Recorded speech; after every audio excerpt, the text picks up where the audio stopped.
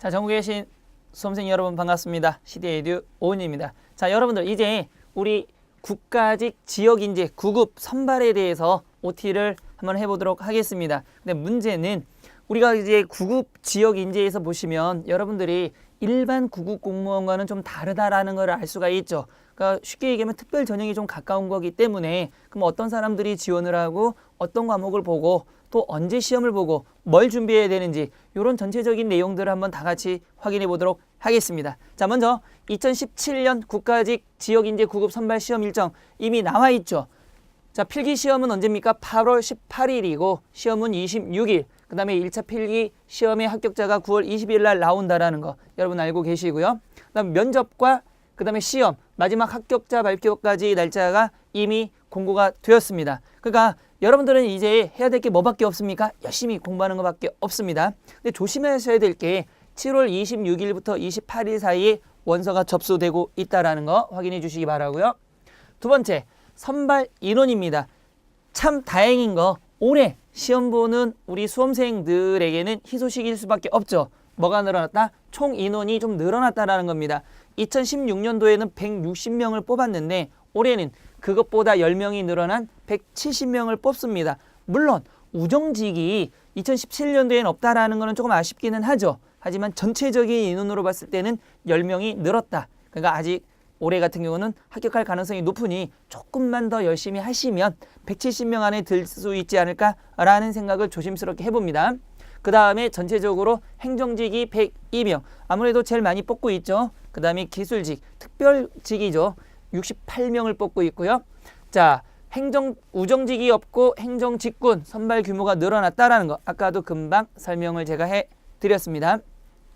자, 어떻게 뽑냐 보면 행정직이 102명인데 자, 행정, 세무, 관세 이렇게 나눠서 뽑고 있다라는 거. 그 다음에 일반 행정이 52명, 회계가 20명, 세무가 25명, 관세가 5명 이렇게 뽑고 있다라는 거. 그러니까 아무래도 올해 같은 경우는 행정을 준비하는 수험생들이 가장 어떻게 덤벼볼 만하다. 가장 가능성이 높다. 이렇게 생각해 보셔도 됩니다. 근데 물론 그러면 관세나 세무나 이런 거는 그거 아니죠. 사실적으로 우리 지역 인재 같은 경우는 특별한 사람들만을 위한 거다 보니까 인원에 관계없이 이렇게 적다라는 건 그만큼 이쪽에 관련된 학교라든가 그 관련된 과에 그 인원이 그렇게 많지 않다라는 거 여러분들이 더 잘 아실 겁니다. 자, 넘기시고요. 기술직 68명 보면 크게 공업, 농업, 시설, 방재, 방송, 보건, 식품, 환경, 임업, 전산이 있고요. 그래서 공업 부분에서는 일반기계 8, 그 다음에 전기 7, 화공 2, 농업 부분에서는 일반 농업이 10명, 시설에서는 건축 5, 토목 2, 그리고 방재 안전에서는 방재 안전에 4명, 방송통신은 전송기술이 몇 명?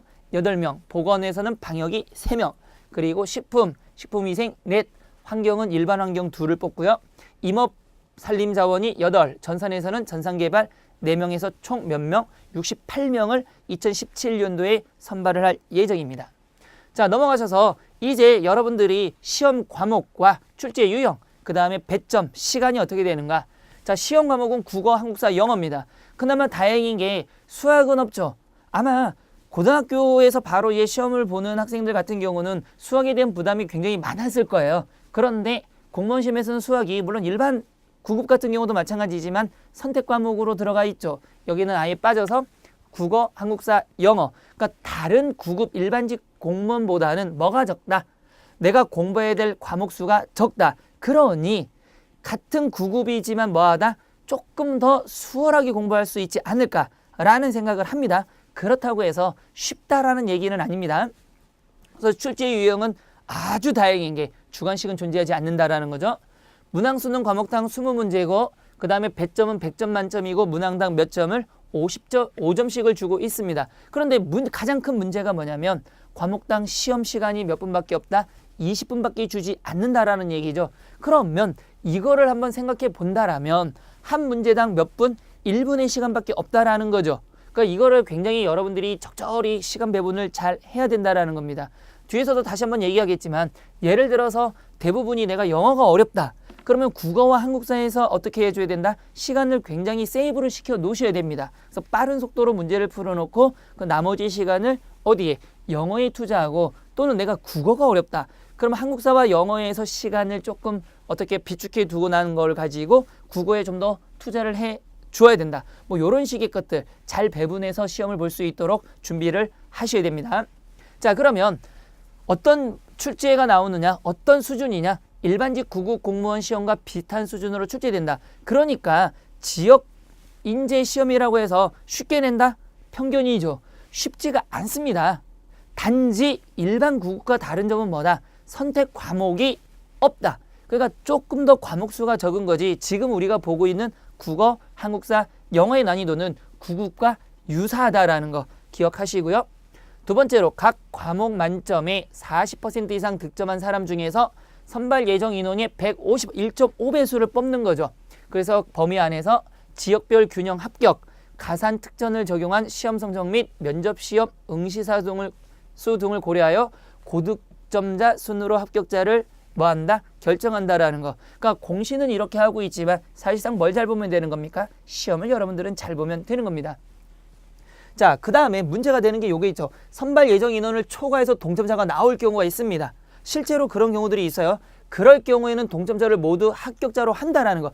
그러니 여러분들은 점수만 잘 받으면 인원에 관계없이 들어갈 수 있다라는 거죠. 자, 이 경우 동점자의 계산은 소습점 이하 둘째 자리까지 한다라는 거. 그러니까 내가 지금 어떻게 되고 있다? 내가 50명을 뽑는 게 들어가는 데가 58명이다. 그런데 동점자다 전부 다. 그러면 8명을 더 뽑는 거니까 여러분들은 내가 뭐해서 50명 안에 안 들어갔기 때문에 그게 아니에요. 시험만 잘 보면 모든 건 다 해결이 된다라는 겁니다.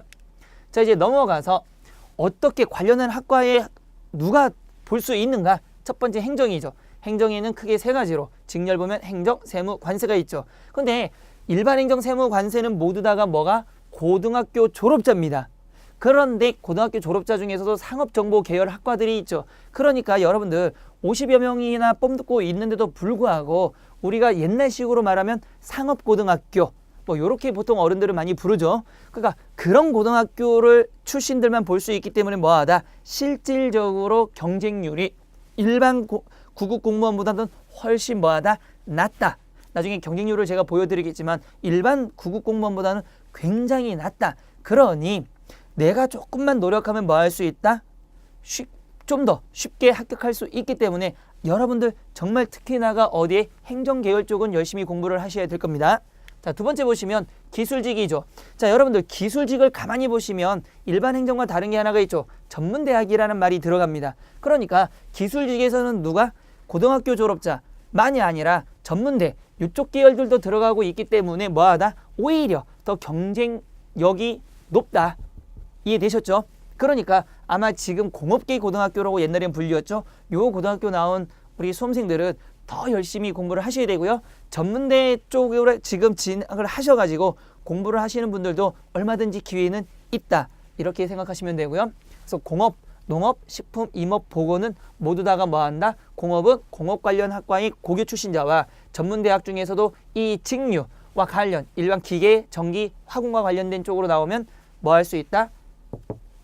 시험을 볼 수 있는 자격이 있다. 마찬가지로 농업, 식품, 임업은 농업 관련 또는 전문대학에서 직류와 관련 있는 학과를 나온 사람들 또는 보건은 보건 관련 학과, 고등학교에서는 전문대학은 직류 관련 학과를 나오면 뭐 할 수 있다? 시험을 볼 수 있는 자격이 주어진다라는 것. 됐죠? 마지막으로 뭐 시설, 방재, 방송, 전산, 환경은 모두 뭡니까? 공업 계열과 전문대 이상에서는 같은 직류 관련 학과를 나오면 시험을 볼 수 있다라는 거. 요거를 보시고 준비를 하기 바라고요. 자, 이제 문제는 지역인재 9급 공무원 시험 현황을 가만히 보시면 2015와 16을 비교해 보면 어떻습니까? 행정직 같은 경우는 재작년은 7.2대 1에서 5.61대 1로 작년에는 좀 줄었습니다. 기술직은 7.71대 1에서 작년에는 7.8대 1 조금 올라갔죠.